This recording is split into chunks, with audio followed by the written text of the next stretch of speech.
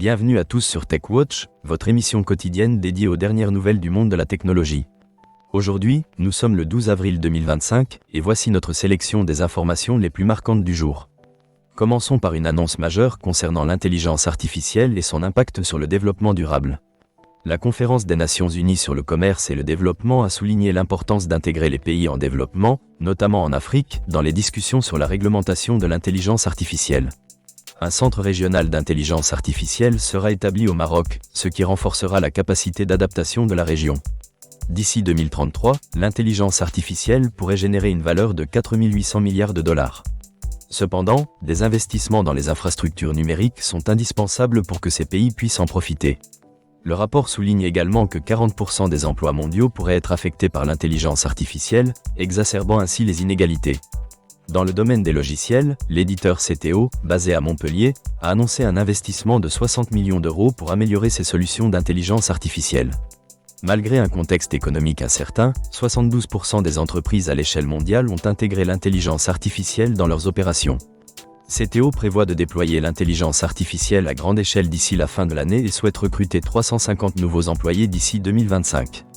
OpenAI a récemment introduit une nouvelle fonctionnalité de mémoire pour ChatGPT, permettant au chatbot de retenir les conversations passées. Pour l'instant, cette fonctionnalité est réservée aux abonnés Pro et Plus et n'est pas accessible en Europe. Du côté de Google, la firme a annoncé des licenciements touchant plusieurs centaines d'employés dans ses divisions Android, Pixel et Chrome, dans le cadre d'une restructuration. Cette décision soulève des préoccupations quant à l'avenir de ces divisions. Concernant l'innovation, la start-up NEI Systems a levé 58 millions de dollars pour développer des circuits intégrés photoniques programmables. Ceci vise à améliorer la vitesse de transmission des données dans divers environnements, notamment les centres de données. La sécurité des données figure également parmi les préoccupations majeures. Une vulnérabilité a été découverte dans Apache Parquet, permettant l'exécution de codes arbitraires sur des systèmes vulnérables. Les entreprises utilisant Parquet pour le traitement de Big Data doivent agir rapidement pour corriger cette faille. STMicroelectronics a annoncé un plan de restructuration impliquant jusqu'à 2800 départs volontaires sur 3 ans, cherchant à réduire ses coûts tout en intégrant davantage d'intelligence artificielle. Fortinet a intégré des capacités d'intelligence artificielle à sa plateforme Security Fabric, améliorant ainsi la protection contre les menaces. Ces nouvelles fonctionnalités permettent une défense proactive. Visual Studio Code a lancé sa version 1.99, incluant le mode agent du GitHub Copilot.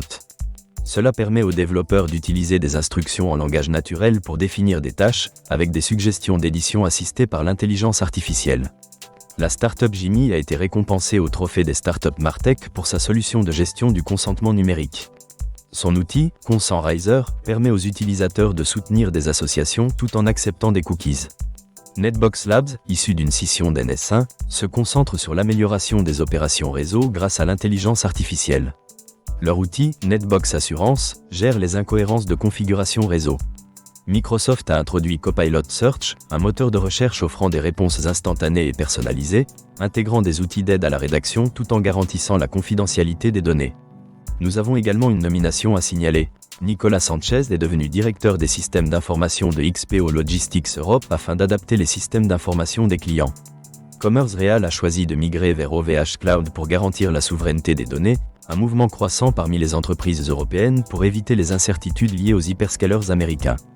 Enfin, West France utilise l'outil FruGGR pour mesurer son empreinte environnementale, ayant augmenté son score de 37% en un an grâce à l'analyse de sa consommation de ressources. Voilà, c'est tout pour les grandes informations du jour. Merci de nous avoir suivis sur TechWatch. Nous vous donnons rendez-vous demain pour d'autres nouvelles passionnantes du monde de la technologie. Prenez soin de vous et à très bientôt.